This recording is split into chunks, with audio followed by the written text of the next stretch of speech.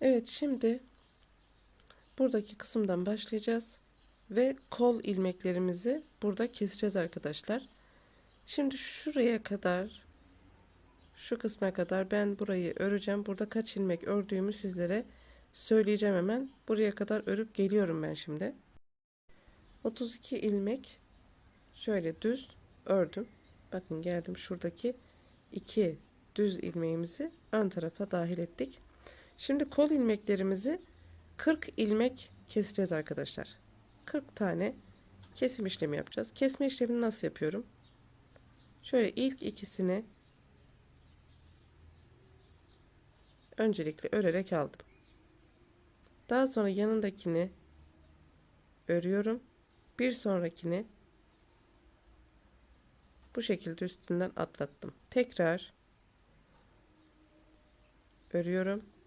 Bir sonrakini üzerinden atlatıyorum. Ben kesme işlemini böyle yapıyorum arkadaşlar. İstediğiniz şekilde bildiğiniz yöntemlerle kesebilirsiniz. Bu şekilde 40 tane ilmeğimizi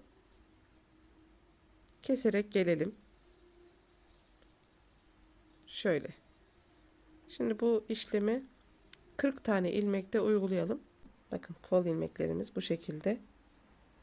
Kestik ve geldik şimdi arka bedene. Arka bedeni de yine şöyle geleceğiz. Bakın buradaki 2 tane ilmeğimizi kola dahil ediyoruz. Şu ikili olan kısmı. Yani biz buraya kadar, şuraya kadar kesme işlemini, örme işlemi uygulayacağız arka tarafta, arka kısımda. Şimdi hemen ben burayı da örüp geliyorum. Arka beden ilmeklerimiz 54 ilmek arkadaşlar. 54 ilmek düz örüp geldikten sonra yine 40 ilmek burada kesme işlemi yapacağız. Az önceki kolda nasıl başladıysam yine şöyle ilk ikisini bir ördüm. Daha sonra yanındakini düz örerek bir öncekini üzerinden atlatıyorum. Bu şekilde 40 tane ilmeğimizi kesip gelelim.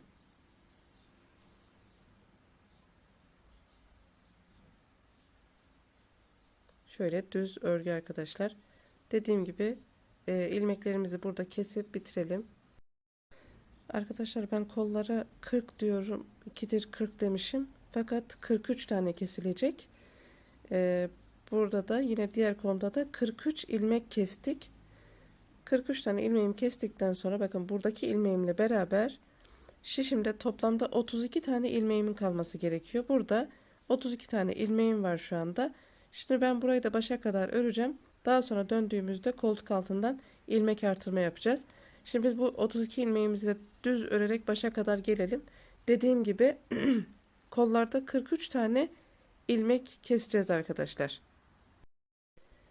Evet, bakın böyle kollarımızı ön beden, arka beden olarak hepsini ayırdık ve ördük. Ön bedenler 32 ilmek, kollarımız 43 ilmek kestik. Arka beden 54 ilmek kaldı ve dediğim gibi yine 43 ve 32 olarak bu şekilde tamamladık ve bitirdik. Şimdi kol altından ilmek alarak burayı birleştirme işlemini göstereceğim hemen. Arka yüzündeyiz örgümüzün. Yine 6 tane 7 tane ilmeğimi haroşa olarak öreceğim.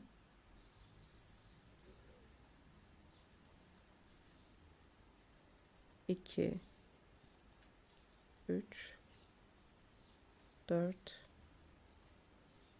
5 6 ve 7. Şimdi burada artık daha bu hani yapmış olduğumuz 3 tane haroşa dişi yeterli olacak. O yüzden ipimi hemen ön tarafa alıyorum bana doğru ve ters örgü olarak devam ediyorum. Şimdi bu sıramızı başa kadar şöyle şuraya kadar ters örgümüzü örüp gelelim. Evet, bakın koltuk altına geldim. Koltuk altında bu şekilde artırmalar yapacağız. Şöyle bir ve ben elimden geldiğince bunları sıkı yapmaya özen gösteriyorum ki o kısım daha da böyle sıkı dursun arkadaşlar. 1 2, 3, 4 ve 5 tane artırma yaptım burada.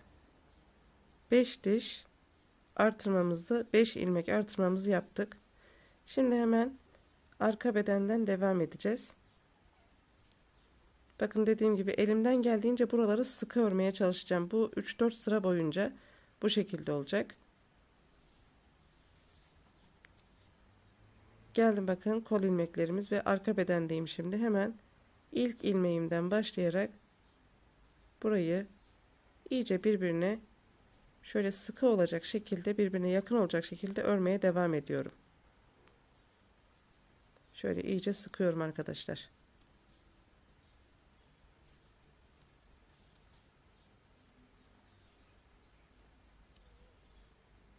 Böyle devam edeceğiz. Bakın burayı dediğim gibi hani bu şişin üstünde zor hareket ediyor. O kadar sıktım yani. Ona göre siz de elinizi ayarlayın. Öyle yapmaya özen gösterin ki koltuk altı güzel dursun. Şimdi burası bizim arka bedenimiz. Arka bedeni de yine aynı şekilde diğer kol altına kadar geleceğiz.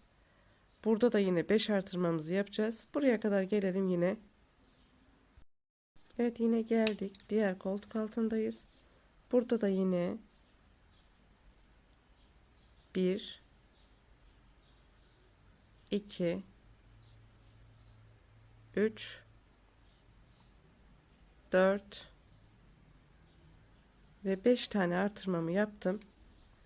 Ve diğer ön kısma geçip burayı da yine şöyle dediğim gibi sıkı sıkı örmeye başlayarak şöyle şuradan alıyorum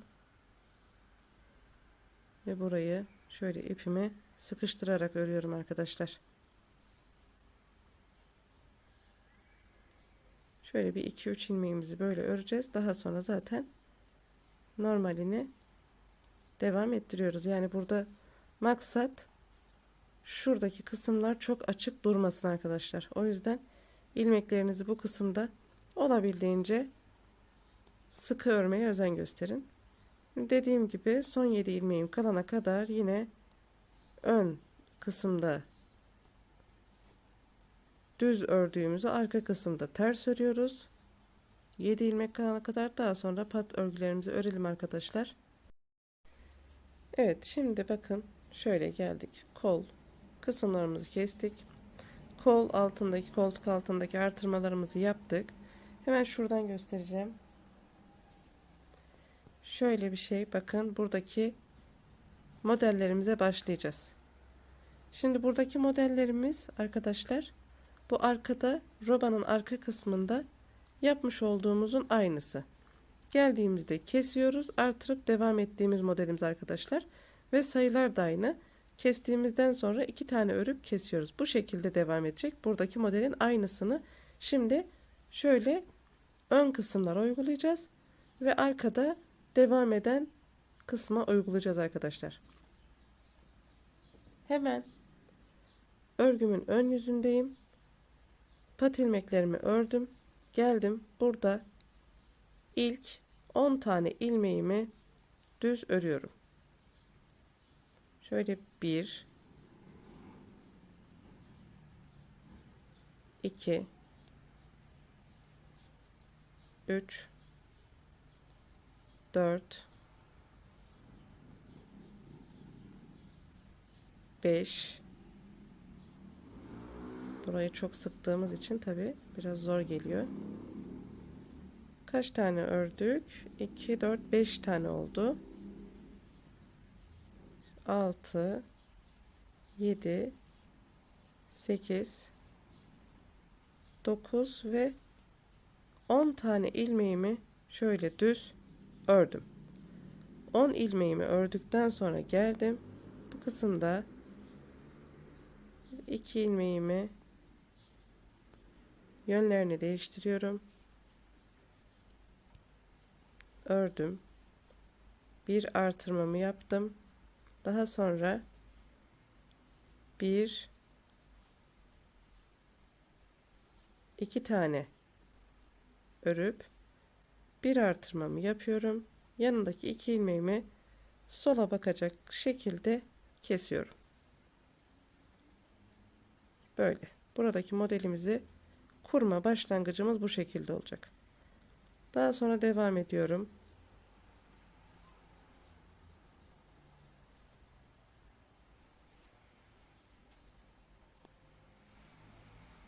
Koltuk altına geliyorum yavaş yavaş. Burada dediğim gibi koltuk altındaki ilmekler çok sıkı. O yüzden şimdi şişten de kaymıyor. Şöyle elimle ittire ittire getiriyorum bu tarafa doğru. Koltuk ilmeklerimize kadar geldiğimizde bu ilmeklerimizi yine bu sıramızda da elimizden geldiğince sıkı örmeye özen gösterelim. Bakın şöyle mesela birincisini alıyorum. Bunu ördüm. İkinciyi de alıyorum. Ve buradaki ipimi şöyle iyice sıktım. İkinciyi öyle öreceğim. Daha sonra üçüncüyü alıyorum.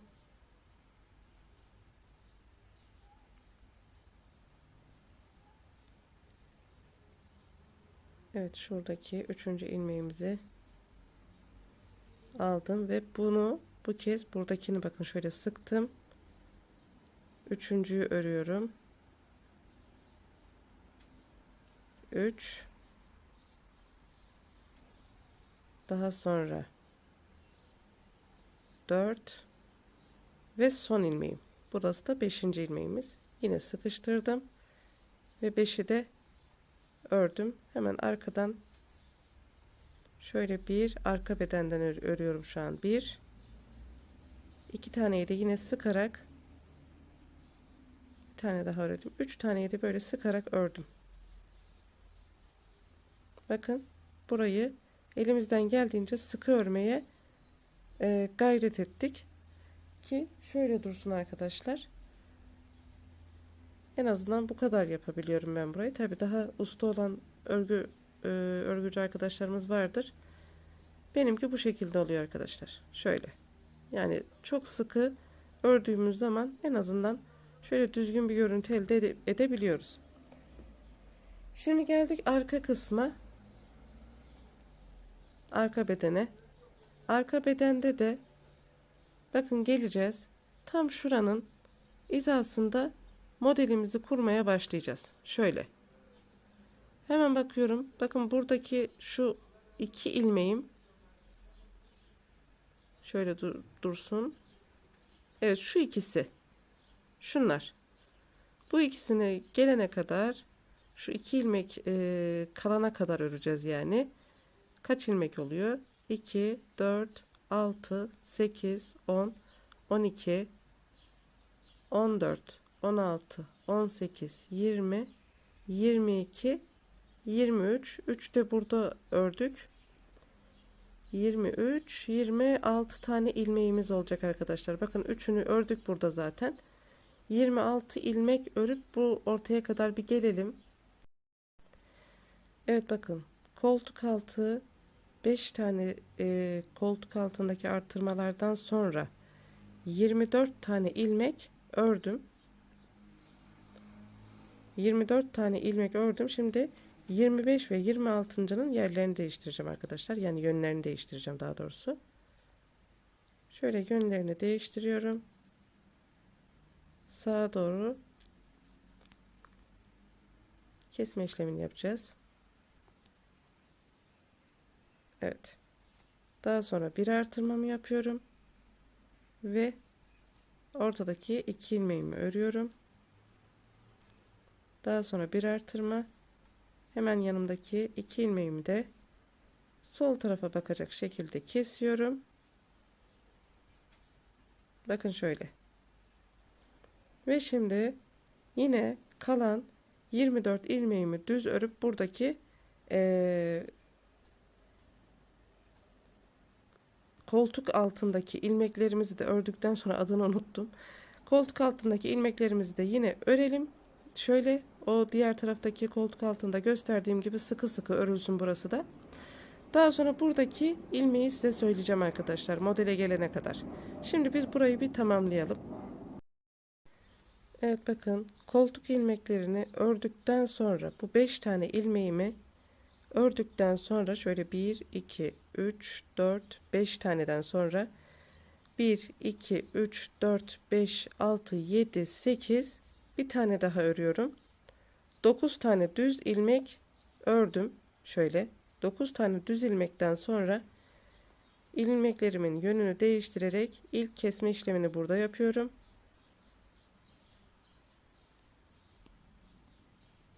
Bir artırmamı yaptım. Tekrar 2 tane düz ilmeğimi örüp bir artırmamı daha yapıyorum. Yine sola bakan ilmeklerimizi de bu şekilde kesiyoruz ve buradaki modelimizi de böylece kurmuş olduk.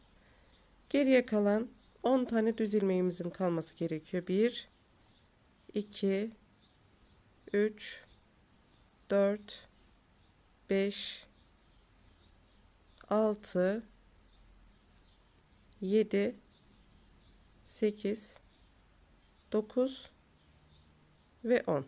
10 tane düz ilmeğimi ördüm. Geldim buradaki pat kısmına arkadaşlar. Evet, bakın böylece modellerimizi kurmuş olduk. Hem ön hem arkadaki modelimizi kurmuş olduk. Hem de yine diğer ön taraftaki modelimizi kurmuş olduk. Bakın böyle. Buradaki modellerimiz. Dediğim gibi bu modeller de yine arka tarafın aynısı arkadaşlar. Bakın şurada yapmış olduğumuz kısmın aynısı. Bunun aynısını hem buraya uygulayacağız hem de ön taraftaki 2 tane kısmı uygulayacağız arkadaşlar. Yani bunun daha bir sonraki anlatacağım kısımda modelin aynısı olacak. O yüzden biz böyle modellerimizi kurarak devam edeceğiz. Yine kaç artırmada? Yine 4 artırmada arkadaşlar. 1 2 3 4 artırmada, 5. artırmada ikinci modelimizi açıyoruz burada. Bunu da söyleyeyim hemen. Bunu da böyle yapacaksınız. Ve kaç tane artırma yapacağız her seferinde? 1 2 3 4 5 6 7 8 9 ve 10 arkadaşlar. 10 tane artırmamız tamamlanacak. Şöyle 10 tane artırmadan sonra yine düz örgünüze devam edeceksiniz. Her açtığınız model 10 tane artırma olacak. Yine aynı şekilde arkada da aynısı. Burada da yine 1 2 3 4 5 6 7 8 9 10 artırma arkadaşlar. 10 artırma olduktan sonra devam ediyorsunuz. Burayı kapatıp yani düz örgünüze devam edip yine bunun 10'a tamamlanmasını bekliyorsunuz, devam ettiriyorsunuz. Bu şekilde modelimizi kuracağız. Şöyle şurada yapmış olduğumuz gibi. Şimdi anlatacaklarım bu kadar. Biz ne yapacağız şimdi? Hemen ön taraftaki modelden sayıyorum. 1 2 3 4 5 6 7 ve 8. 8. 2 artırma oldu ve ben burada haroşalarımı örmeye başladım.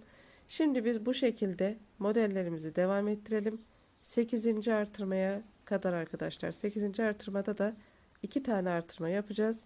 Daha sonra haroşa koymaya başlayacağız. Biz bu 2 tane artırmamızı bitirelim. Daha sonra size anlatacağım gerisini. Model yani dediğim gibi bu arkadakinin aynısı olduğu için, buranın aynısı olduğu için artık anlatmaya gerek yok. Burada yapmış olduğumuz aynısını buralara uygulayacaksınız. Anlattığım şekilde. Evet. Bu arada iliklerinizi tabii ki unutmuyorsunuz. İliklerinizi unutmayın ve iliklerden sonraki bir sıra git gelleri de unutmayın arkadaşlar. Bunları da tamamlayalım. Şimdi biz beden kısmını örelim. Buraya kadar getirelim. Sonra devam edeceğiz. Beden kısmını da bu şekilde örüp bitirdik arkadaşlar. Şöyle bakın. Son 2 tane artırma yaptım burada. Son 2 tane. Ve burada toplamda bakın 1, 2, 3, 4, 5, 6, 7 ve 8 tane artırma böyle açmışız ortada. En sonuncusu 2 tane artırmamı tamamlamışım. Bu şekilde. Ve örgümün şu anda ön yüzündeyim. Şimdi yapacağımız işlem, hemen yeleğimden göstereyim tekrardan. Bakın şöyle bitirdik. En son yapacağımız işlem yine ön taraftan, ön yüzünden düz, arka yüzünden düz olacak şekilde öreceğiz arkadaşlar. Haroşa dişi oluşturacağız. Aynı burada nasıl ki haroşa dişleri oluşturduk. Yine en sonda da bakın şöyle haroşa dişlerimizi oluşturacağız. Şimdi ön yüzdeyiz. Hem önden düz hem de arkadan düz örerek haroşa oluşturalım arkadaşlar. 1, 2, 3, 4 tane haroşayı oluşturduktan sonra kesme işlemini yapacağız. Bu şekilde arkadaşlar. Bakın dördüncü yarımken şöyle ön yüzden kesme işlemi yapacaksınız. Şimdi ben burayı tamamlıyorum. Kesme işleminden de size birkaç tane göstereceğim. Onun için önce bu haroşa dişlerimizi bir örüp tamamlayalım. Evet bakın 2 tane tam, bir tane şöyle yarım, yani 3 tane haroşa yapmış olduk. Şuradan sayın. Burada çünkü bir tane de şurada artırma yaptık. Yani şu git gel kısımlarından bir tane de oraya denk geldi. Hemen iliğin altına. Şimdi buradan sonra kesme işlemi yapacağız. Ve yeleğimiz tamamlanacak. Kesmeyi de yine kollarda nasıl yaptıysak, kol ilmeklerinde şöyle ilk ikisini bir alıyorum.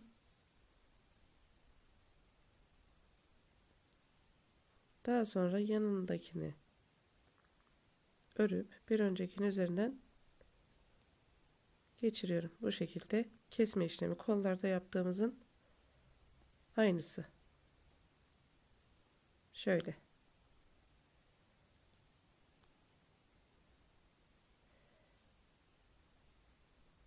Evet, kesme işlemini de bu şekilde yapıp tamamlayalım.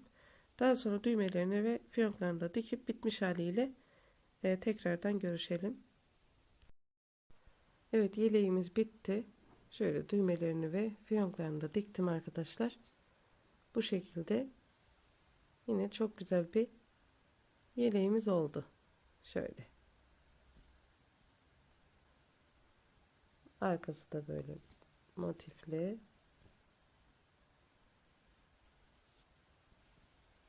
Çok güzel bir yelek oldu. İp aynı marka ip olmasına rağmen bu ip birazcık daha kalındı arkadaşlar. Şu yeleğe göre çok az bir farkla büyük oldu. Bakın şöyle hem enden hem de boydan şöyle şu kadar falan, bir parmak kadar büyük oldu. Aynı marka ip, fakat bu ip üstelik buna göre biraz da yumuşak kaldı, bu ip mor olan. Bu bir tık daha böyle kalın bir ipmiş arkadaşlar. Aynı marka olmasına rağmen ipler böyle birazcık farklı çıkabiliyor dokuları. Böyle. Çok güzel 2 tane yeleğimiz oldu. Bir sonraki videoda yine patiğinin yapılışını göstereceğim. Ve bu videoyu da yine açıklamalar kısmına part 1, bölüm 1 şeklinde ekleyeceğim arkadaşlar. Birinci bölümünü açıklamalar kısmında bulabilirsiniz. Bu şekilde güzel bir yelek sahibi olduk. Yapacak olan arkadaşlarıma kolay gelsin diyorum. Şimdiden hepinize hayırlı günler diliyorum. Kendinize iyi bakın. Hoşça kalın.